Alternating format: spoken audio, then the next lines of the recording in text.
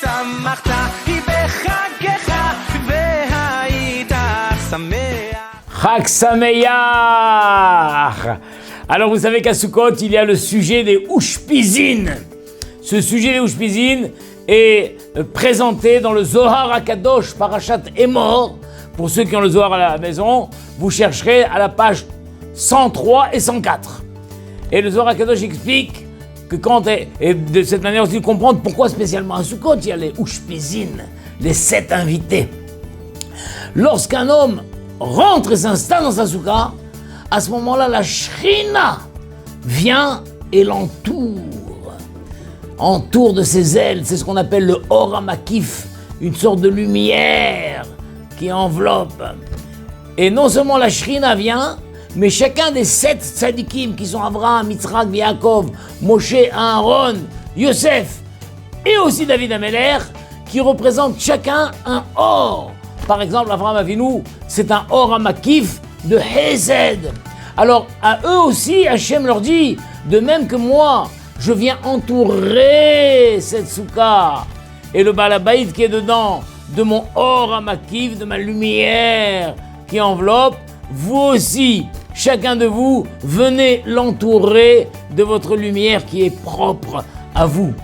Alors, Be'ezat Hachem, on m'a demandé de vous parler ce soir de Aaron HaKohen. Aaron, c'est le 5e.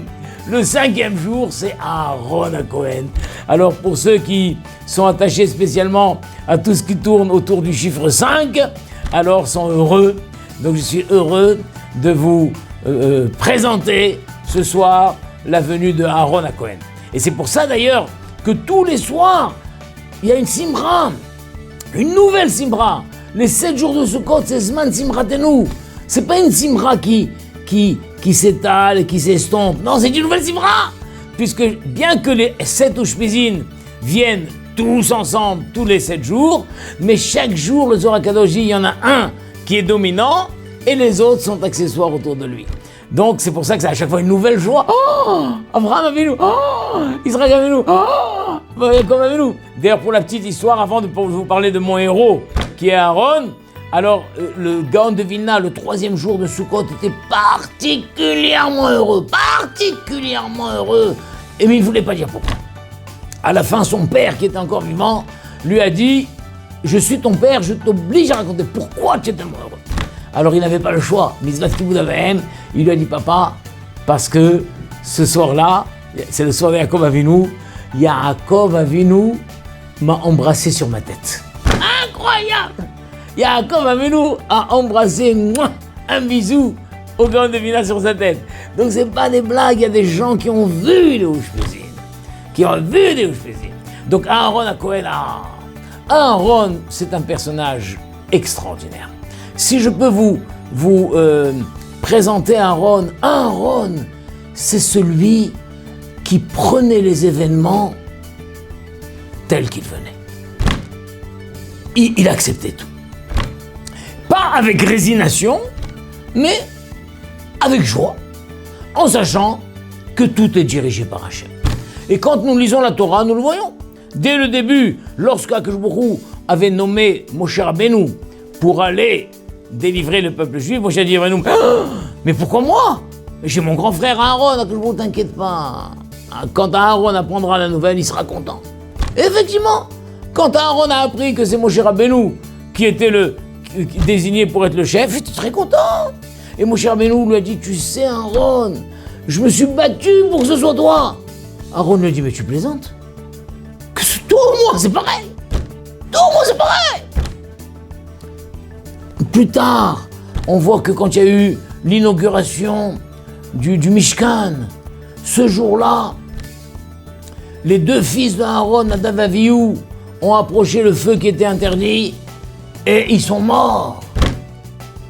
Moshe Rabbeinu l'a consolé en lui disant, tu sais Aaron, je savais qu'il allait se passer quelque chose. Mais je me suis dit, c'est ou toi ou moi. Maintenant que je vois que le kavod d'Hachem est venu sur tes enfants, ça prouve que tes enfants sont plus grands que toi et moi. Alors Aaron aurait pu dire, écoute, Moshe, tu veux me consoler, c'est très gentil, mais ne dis pas n'importe quoi. Des petits gamins de 13 ans, des petits gamins de 13 ans ne peuvent pas être aussi grands que toi et moi. Non, Vaïdom Aaron. Aaron, il a accepté. Il a accepté ce qu'on lui a dit. Il devait se passer quelque chose ce jour-là. Et moi, je pensais que c'était ou toi ou moi. Maintenant que je vois que ça s'est passé sur tes enfants, ça prouve que tes enfants sont aussi grands, qu'ils sont plus grands que toi et moi. Vaïdom Aaron, il a accepté. Il a accepté. Aaron, c'est celui qui accepte les choses. Plus tard, quand dans l'épisode du rocher, où Moshe Rabbeinu a tapé le rocher au lieu de parler, et Hachem a dit, alors à cause de ça, non seulement toi Moshe, mais même Aaron, vous ne rentrerez pas en Eretz Israël. On voit que Moshe Rabbeinu, il s'est battu comme un lion. 515 filotes, pourquoi, comment, non, je veux, d'accord, tu veux pas que je sois le chef, alors fais-moi rentrer en tant qu'un homme simple. Tu veux pas en tant qu'homme, fais-moi rentrer en tant qu'un petit oiseau. Mais je veux, il s'est battu. Moshe Rabbeinu s'est battu. Aaron, pas un mot. Pas un mot. Alors qu'Aaron aurait pu dire, attends, j'ai pas compris, mais pourquoi moi? C'est lui qui a tapé, c'est pas moi. Aaron, rien du tout, Hachem annonce. À cause de ça, vous ne rentrerez pas, ni toi, ni Aaron, ni Moshe. Très bien. Aaron, c'est extraordinaire. C'est celui qui a compris que tout est dirigé par Hachem. Et tout est forcément pour le bien. Tout est forcément pour le bien. Et je l'accepte avec joie, pas avec résignation, avec soumission, simplement avec joie. Avec joie. D'où je sais que c'est avec joie. Parce que la Torah, à quel jour il avait dit à Moshe Rabbeinu, ne t'inquiète pas. Verra vesamah velivo. Quand Aaron te verra, il va pas, non seulement il va pas se faire la tête, il va être heureux de te voir. Vesamah velivo. Ça veut dire que c'est pas une joie fictive, c'est une joie sur laquelle Hachem témoigne que Aaron était heureux. Et le pauvre Moshe, il était gêné. Tu sais, Aaron, combien je suis gêné, mais c'est à toi que ça revient. Mais qu'est-ce que... Tu plaisantes ou quoi? Qu'est-ce que ça change? Qu'est-ce que ça change? C'est ce que Hachem veut. Toi, moi, ça change rien. Ça, c'est Aaron. Ça, c'est Aaron. D'ailleurs, c'est pour ça que Aaron a porté sur son cœur le pectoral. Le Rochen. Là, que je vous redis, un cœur qui se réjouit de la grandeur de l'autre. Un cœur qui accepte toutes les choses qui arrivent. Il mérite d'avoir le pectoral sur lui. Et c'est pour ça que Aaron, c'était le Ohev Shalom Verodev Shalom. Il aimait le shalom, il poursuivait le shalom. Quand il voyait des gens se bagarrer entre eux, il leur disait, mais vous comprenez pas que c'est bête de se pourrir la vie? Il t'a dit ça, alors ça va, accepte. Il te dit pardonne-lui. Vous vous pourrissez la vie. Vous vous pourrissez la vie, mais tout est Mina Shamaim. Il t'a lancé une pierre, Mina Shamaim, c'est que tu devais recevoir la pierre. Tu devais recevoir la pierre. Alors lui maintenant, il a été choisi pour faire le sale boulot entre guillemets, c'est son problème. Mais pourquoi tu lui en veux? Pourquoi tu lui en veux? Pourquoi tu te pourris la vie? Pourquoi tu te plains sur ce qui arrive? Qu'est-ce que ça arrive? Il y avait celui qui voulait divorcer sa femme parce que tous les matins, quand il arrivait pour se coiffer, il trouvait la brosse pleine de cheveux. Et chaque fois, il disait à sa femme, je t'en supplie ma chérie, ça me dégoûte. Quand tu te brosses les cheveux, enlève les cheveux, mets les cheveux aux toilettes. Et rien, elle oubliait. Et tous les matins, encore la brosse pleine de cheveux. C'est arrivé à un tel point qu'il a voulu divorcer. Il est arrivé une fois chez Rav Eliashiv. Mais ça aurait pu être chez Aaron. Je veux divorcer. Pourquoi? Parce que tous les matins, elle laisse la brosse de cheveux. Comment? Pour ça, tu te pourris la vie. Pour ça, tu te... Accepte! Aaron, c'était le Ohev Shalom, Verodev Shalom. Et il pouvait donner l'exemple aux autres. Il a été lui-même. Il a été destitué, entre guillemets. C'est pas lui qui était le chef, c'est son frère? Très bien! Le jour de l'inauguration! Ce jour merveilleux! Bam! Un coup terrible! Où il perd ses deux enfants? Très bien! Le jour où on donne de l'eau au Béné Israël, Et Moshe s'énerve et tape le rocher au lieu de parler. Et Hachem dit, toi et toi, vous rentrerez pas dans Israël. Très bien. Très bien. Et alors qu'il avait à chaque fois des arguments, il avait des arguments.